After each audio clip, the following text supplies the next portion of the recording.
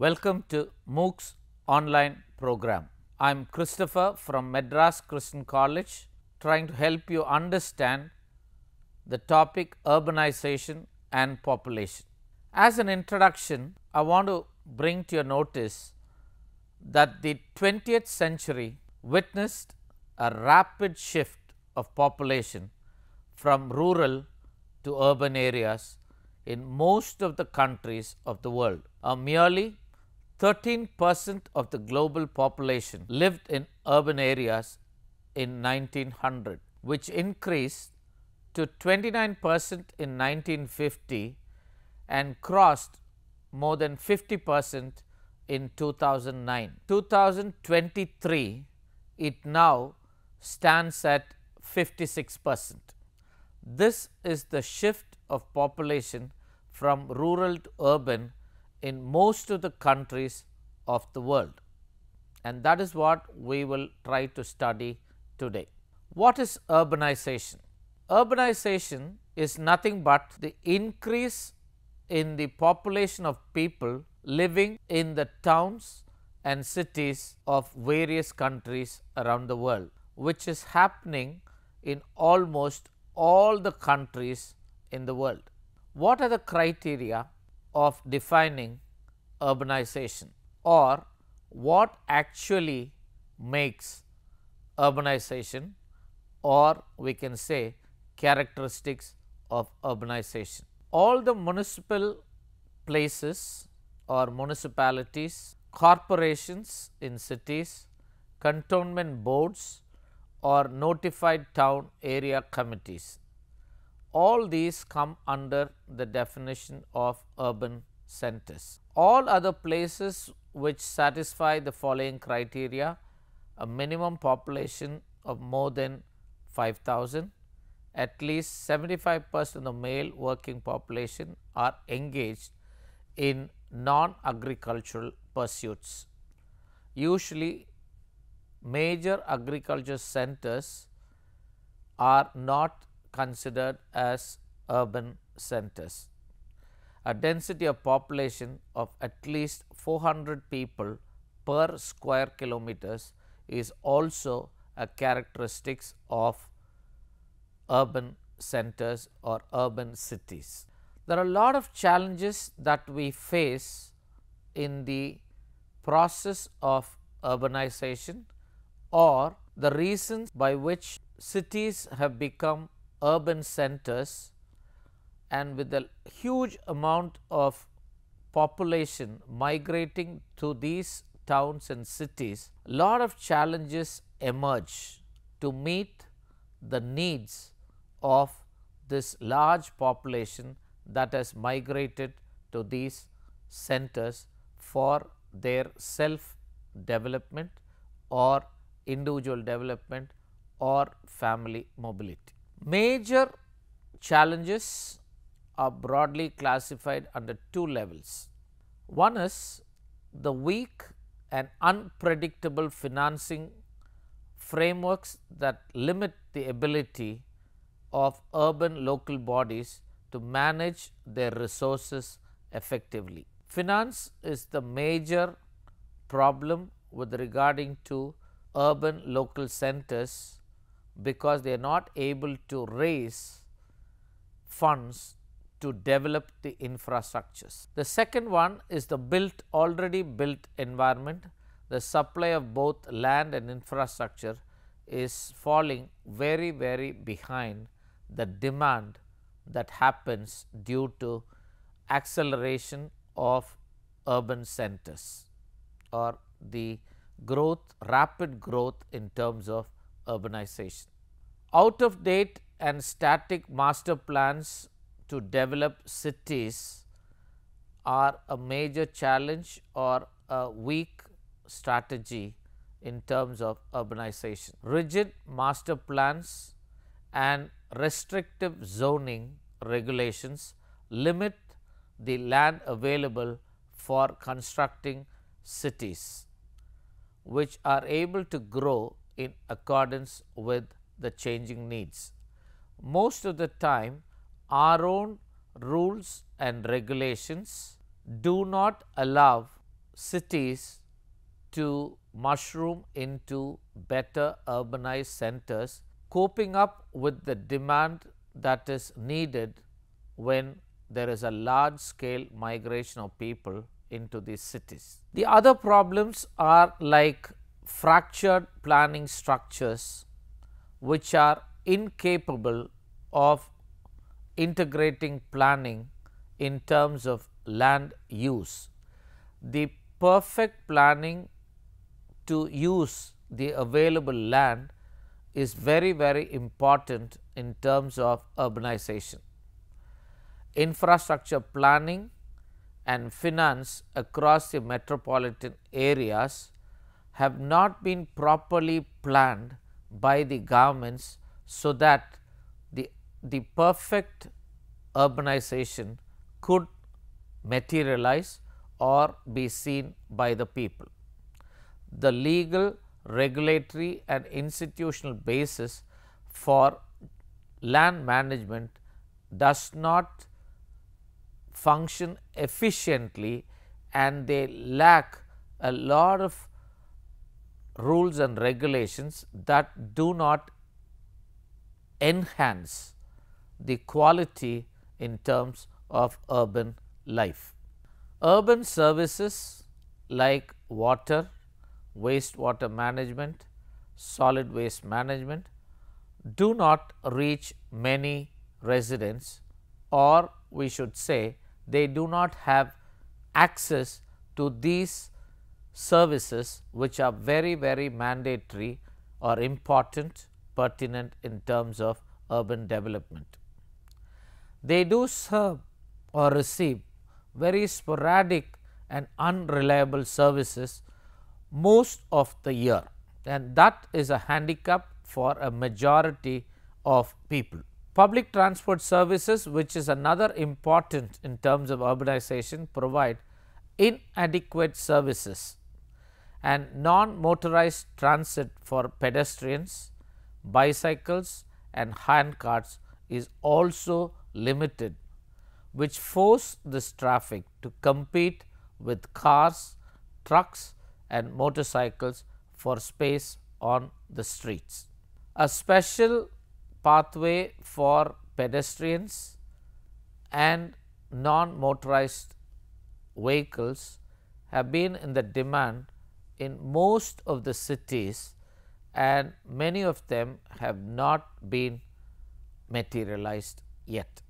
Overlapping institutions across three tiers of government like the central government, the state government and the Panchayat Raj diffuse accountability across agencies. There is no responsibility of a particular government that takes responsibility for a particular activity or an action or a development. These agencies, called parastatal bodies and the elected governments, have to be made accountable for the development of urban centers in almost all countries. Dominance of state governments is also enemy to the growth of urbanization. Weakness of local governments, urban local bodies lack capacity, that is, systems and trained human resources in areas such as financial and organizational management. Weak and unpredictable financial frameworks are also not able to sustain proper development of urbanization and cities across the world. How fast will India urbanize, and how will Indian cities provide a decent quality of life for its own citizens? These are questions that always come to every citizen of India, and when will we realize this dream? Will it ever come true is always in the minds of citizens. This is what you could see with the last 20 years with regarding to the growth of urban population, specifically in India as such. You see the growth in the year 2003 or 2004, where now it has grown to such rapid levels at the first level. The population growth is the first chart that you see. You see the 3 crore to 5 crore growth in a matter of 20 years. The percentage is also there in the second column that you see from 28 to 34, and the percentage of change is also seen here. And this is what we are able to understand with regarding to the rapid growth. More and more planning is happening by the different governments, state governments and the central governments, so that more for example, the IT parks that are now being planted or started in different towns across the districts, so that each and every district, not alone the district capital, so that more people will avoid migration if there are job opportunities. And that is where you see the different kind of changes that are happening around the cities. Urbanization catalyzes the economy, fosters greater economic productivity and puts more money in the hands of the people. This is a known truth. Urbanization always increases the economic power of the common man. If it is backed by good city infrastructure and services, it is for sure that every citizen can have a better life and be more productive to the society also. India's speed of urbanization has been decidedly very slow, clocking an average of around 2.3% per decade since 1951. Compared to other nations or other cities, we have not been able to urbanization according to the demands of the people or demands of the job that we had to create with the kind of population that we have. The rate at which the population growth does not match with the speed or the rate at which urbanization happens in India. Now, we have to understand what are the government priorities and how their programs are. First, we will look into the government priorities or the priorities where the government is actually interested to spend or to provide money for these developments. The first one is the universal access to a minimum level of services that it can provide. The second one is the establishment of a city-wide framework for planning and for governance. The third important investment that the government does is on the modernization of transparent budgeting and accounting and the finance ministry. Financial sustainability for urban local bodies and service delivery institutions becomes the fourth important priority. Utilization of e-governance becomes the fifth important priority of any government in India. Transparency and accountability in urban service delivery and management is the other important priority where government allocates a lot of fundings. And the last one could be, the last priority could be, every government aims for a slum free city, though it has always been a distant dream. Two important programs have been highlighted here with regarding to urbanization. The first one is called as the Jawaharlal Nehru National Urban Renewal Mission, which was started in the year 2005 in the month of December. This, as the title itself says, is more interested towards developing cities into a modern city with sustained growth in terms of infrastructure, modern transport system and high speed connectivity internets that are available. And this is what Nehru's National Urban Renewal Mission has been doing since 2005. The other important one which has to be mentioned here, apart from the other schemes that are available, is Rajiv Awas Yojana, which is popularly called as RAY, a scheme working towards the goal of a slum free India. India has been always trying to create a city which is free from slums, and every government has been constructing residential areas for slum dwellers and thereby reducing the slums. More the city develops, people from different parts of the society from the rural areas come to the city for employment, and some of them actually become slum dwellers, helping the city middle class or the upper class people.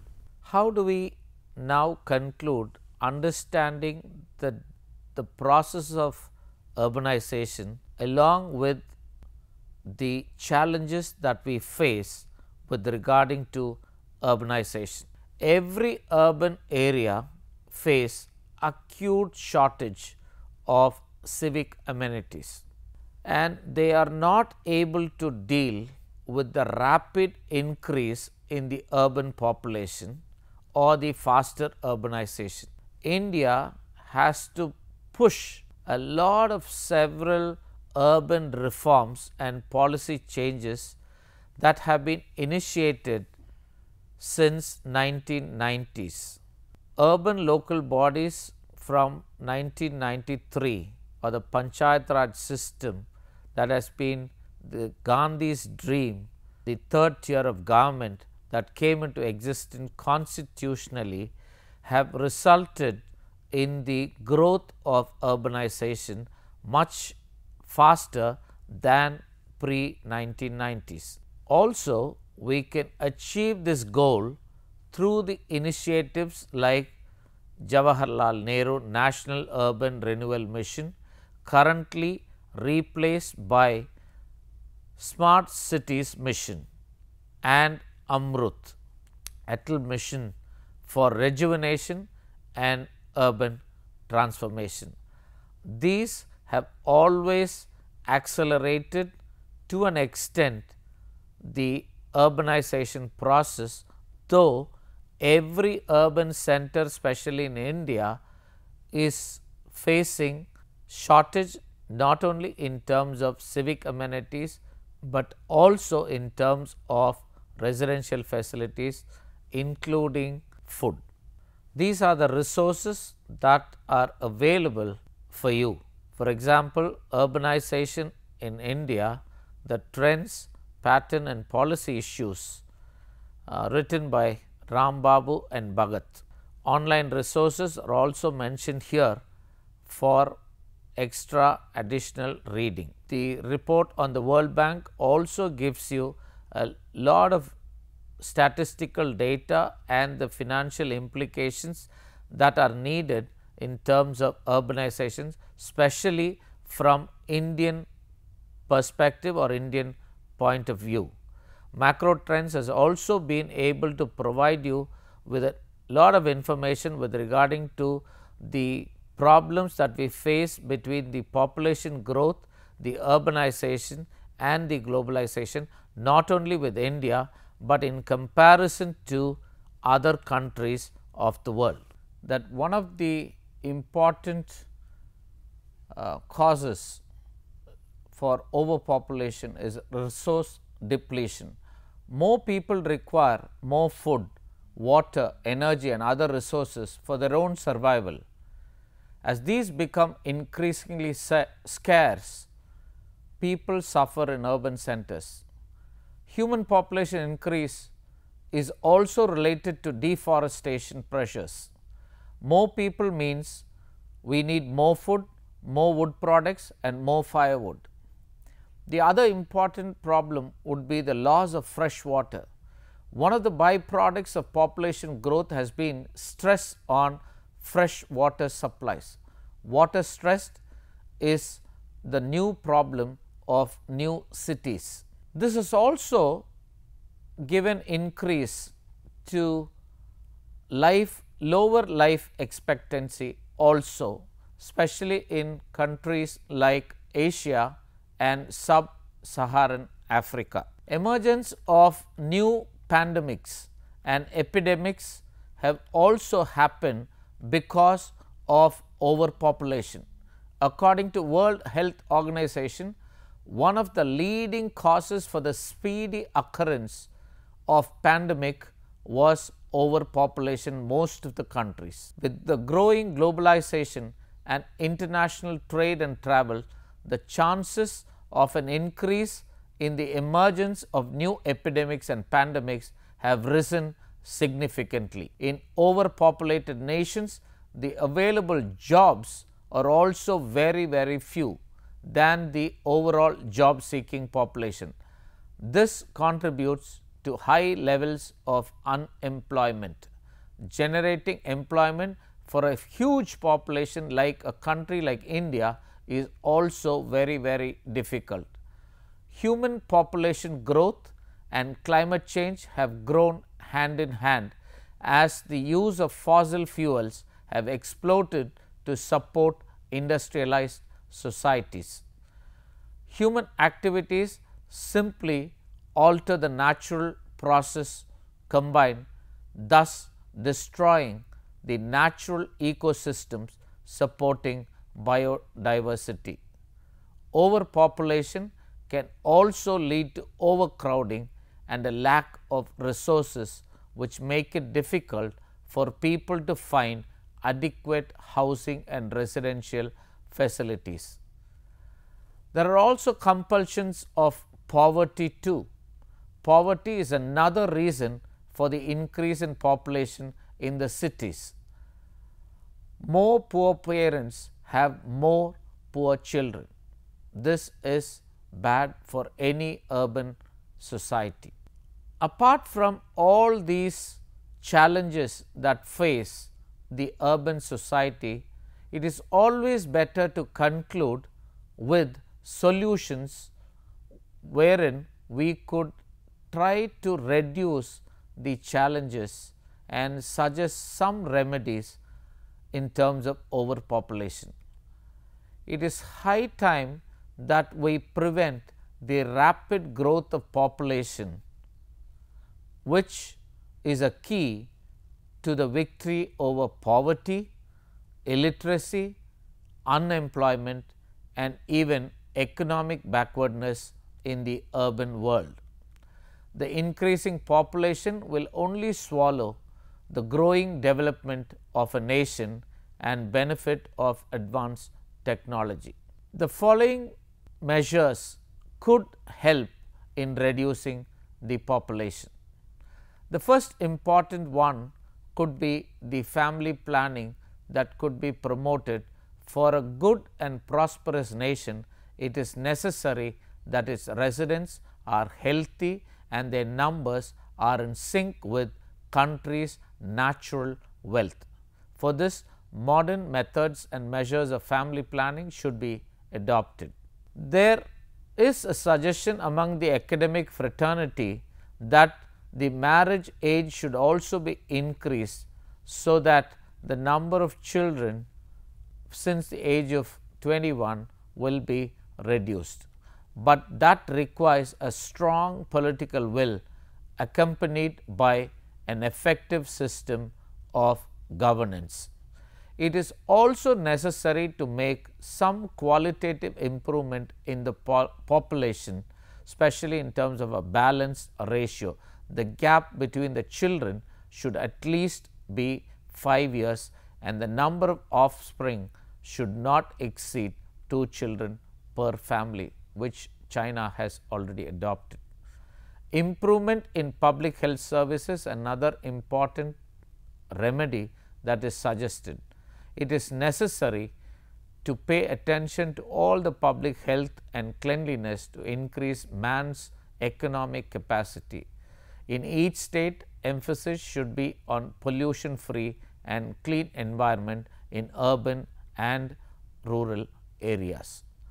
Proper utilization of land to reduce the burden of growing population is through scientific and proper planning of the land is always advisable. To achieve this aim, it is necessary to emphasize certain parameters. In the interest of the nation, small areas of land should be utilized for optimum purposes. To fulfill various needs, land can also be used for multi-purpose production. New mixed and useful breeds of animals should also be developed.